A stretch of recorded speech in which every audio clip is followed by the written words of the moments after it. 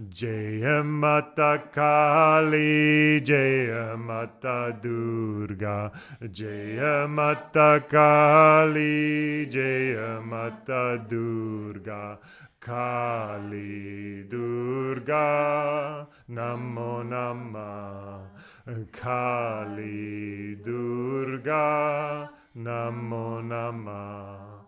Kali Durga Namo Namah, Kali Durga Namo Namah, Kali Durga Namo Namah.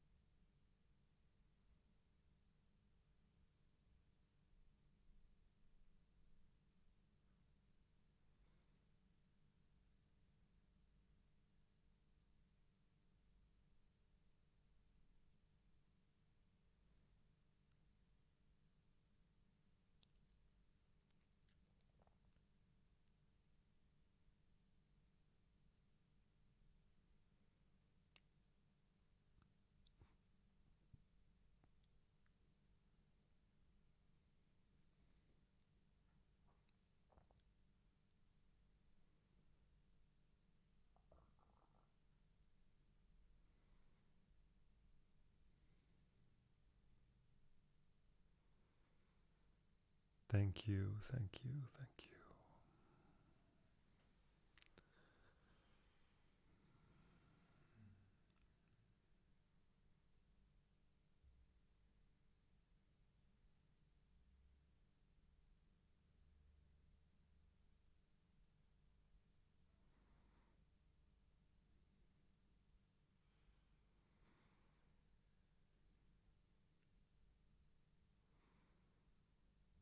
I bow to the fact that there is no one to bow to.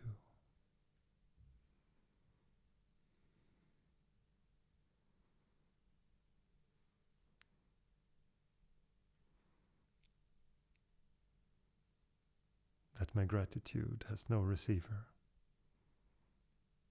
That my gratitude does not come from anyone.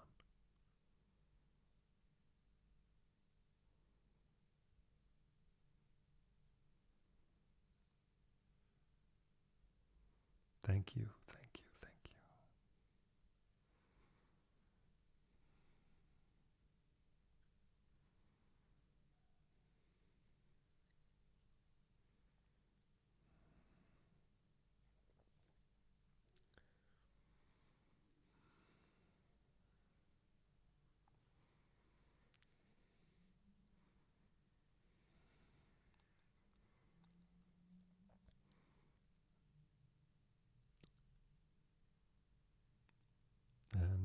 And please give a donation if you can, have the possibility.